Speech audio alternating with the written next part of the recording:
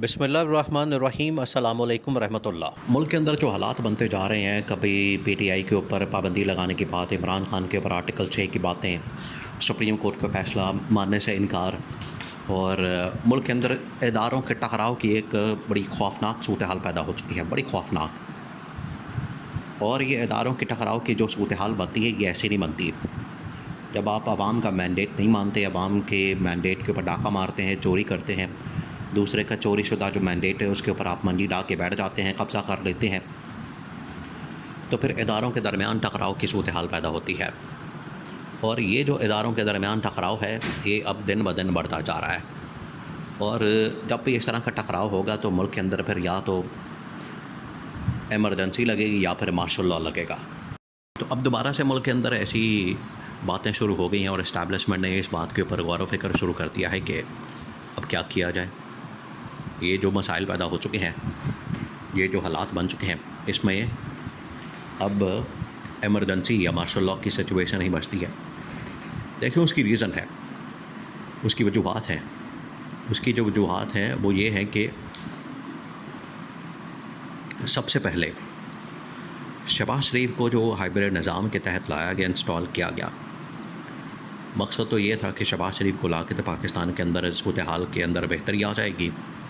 और ये निज़ाम जब इस तरह का इंस्टॉल किया जा रहा है हाइब्रिड निज़ाम, तो उसकी बुनियाद ही गलत है, वो जड़ ही गलत है, उसके अंदर ही मसला है कि आपने पहले तो मैंडेट चोरी किया, उसके लिए मैनिपुलेशन की, धांधली की, इमरान खान के ख़िलाफ़ बल्ले का निशान छीना, जिसके अंदर खाजी फाइज ईसा ऑन बोर्ड था, बल्ले का निशान छीना, पार्टी को फारिग किया, आज़ाद उम्मीदवार बना दिए। इलेक्शन कमीशन ऑफ पाकिस्तान ने गलत तरीके से गलत किया, उसने गैर आइनी गैर कानूनी काम किया, जिसको सुप्रीम कोर्ट के 8 जजेस अब इंडोर्स कर चुके हैं। तो ये जो पूरा पहले हाइब्रिड निज़ाम के लिए सब कुछ गैर आइनी गैर कानूनी किया जा रहा था, तो उसके नतीजे में जो हाइब्रिड निज़ाम इंस्टॉल होना था, हाइब्रिड निज़ाम जो आना था, वो जाली होना था। और उसके पीछे 2 वजूहात हैं। चले अगर जाली निज़ाम आ भी जाता है, वो अगर डिलीवर भी कर देता ना, तो अवाम फिर भी मान लेती कि चलो कोई बात नहीं, इसने डिलीवर तो कर दिया, महंगाई ख़त्म तो कर दी है, जो 100 रुपये की चीज़ थी वो 10 रुपये पे आ गई है, चलो कोई बात नहीं, हम इस हुकूमत से गुजारा कर लेंगे। क्योंकि ज़्यादातर आवाम को तो इस बात की फ़िक्र नहीं होती है कि हुकूमत में कौन बैठा है, कौन शख्स है। लेकिन इन्होंने क्योंकि ख़ुद इस तरह के हालात कर दिए पिछले पीडीएम के दौर में कि एक 10 रुपये की चीज़ उसको पकड़ के इन्होंने 500 कर दिया। अब आके इन्होंने 500 वाली चीज़ वो पकड़ के 1000 रुपये कर दी। हर चीज़ के अंदर महंगाई में इजाफा हो गया। अवाम ने तो इनको पहले ही रिजेक्ट कर दिया था, जो पीडीएम की पहले दौरे हुकूमत की जो परफॉर्मेंस थी उसी बुनियाद पर। तो अब तो वो आग बगोला हो चुके हैं अवाम। इस वजह से ये हुकूमत तो अब मुकम्मल नाकाम हो चुकी है, मुकम्मल नाकाम। 4 महीने के अंदर ही उसका पोल खुल गया। और जितनी इंटेलिजेंस रिपोर्ट सामने आई है, इवन के ये मुहर्रम के अंदर भी जितनी इंटेलिजेंस रिपोर्ट सामने आई हैं, उसमें आप देखें कि कभी इस तरह से नहीं हुआ कि मुहर्रम के जुलूस आ रहे हों, उसके अंदर भी इमरान खान के नारे लग रहे हों, इमरान खान के लोगों ने झंडे उठाए हों। तो आप इससे भी अंदाज़ा कर सकते हैं कि यज़ीदियत किस तरफ है और यज़ीदियत की कौन अक्कासी कर रहा है और हुसैनियत कौन कर रहा है। यहाँ से भी आप अंदाज़ा कर सकते हैं कि इमरान खान जो कि कैदोबंद की शौबतें काट रहा है, ज़ुल्म बर्दाश्त कर रहा है, मज़ालिम उसके ऊपर ढाए जाते हैं, और ये पूरा का पूरा निज़ाम ख़ास तौर पर ये शरीफ ख़ानदान, ज़रदारी ख़ानदान उसके ख़िलाफ़ है। और वो अकेला तनहा अपने ख़ानदान के साथ, अपनी फैमिली के साथ, अपना बीवी के साथ, अहलिया के साथ जेल के अंदर उसने सर्दियाँ भी काटी। और अब 45-50 के टेम्परेचर के साथ जो उसका छोटा सा सेल है, ऊपर सीधी जब धूप पड़ती है, सूरज पड़ता है, तो वो तंदूर बन जाता है। उसके अंदर वो कैदोबंद की शौबतें काट रहा है मुसलसल, बग़ैर कोई शिकवा किया। ऐसे ही नहीं तो फिर ये जलसे जुलूसों के अंदर ये जो मुहर्रम के अंदर निकाले गए, उसकी इंटेलिजेंस रिपोर्ट सामने आई है कि इमरान खान के हक़ में नारेबाजी की गई। ये तो तारीख़ में पहली मरतबा हुआ है। तो ये तमाम जो इन्फॉर्मेशन पहुंच रही है इस वक्त, रियल टाइम इन्फॉर्मेशन। अब देखें दौर चेंज हो गया। पहले तो इन्फॉर्मेशन पहुंचती थी 5 दिन बाद, 10 दिन बाद, या 1 दिन बाद, 2 दिन बाद।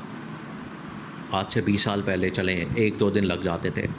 उससे पहले चले जाएं 100 साल पीछे तो हफ्ता, 10 दिन, 15 दिन, 20 दिन, महीना लग जाता था कभी कभी इन्फॉर्मेशन को ट्रांसफॉर्मेशन में, एक जगह से दूसरी जगह इन्फॉर्मेशन पहुंचाना। अब तो रियल टाइम इन्फॉर्मेशन आ रही है। इधर अमेरिका के अंदर धमाका होता है, उधर पाकिस्तान के अंदर फ़ौरन रियल टाइम आपके पास फुटेज और वीडियो वहाँ रियल टाइम नज़र आना शुरू हो जाती है।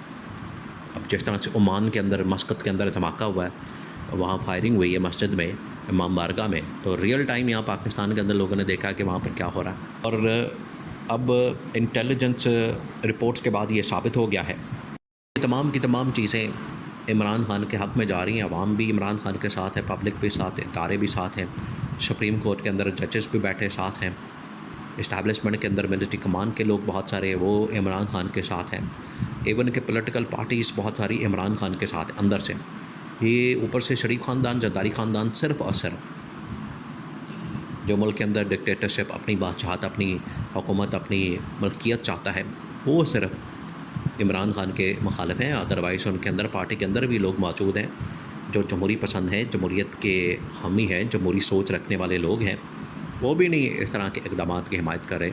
इमरान खान पर आर्टिकल 6 और PTI पर पाबंदी, तो ये तमाम चीज़ें साबित करती हैं कि हालात बड़े ख़राब हो चुके हैं, बड़े तशवीशनाक, खौफनाक, ख़तरनाक, बल्कि ख़तरनाक से भी एक लेवल आगे ख़तरनाक हो चुके हैं। टांगें काँप रही हैं, बल्कि कांपे टांग रही हैं ये शरीफ ख़ानदान, जरदारी ख़ानदान की।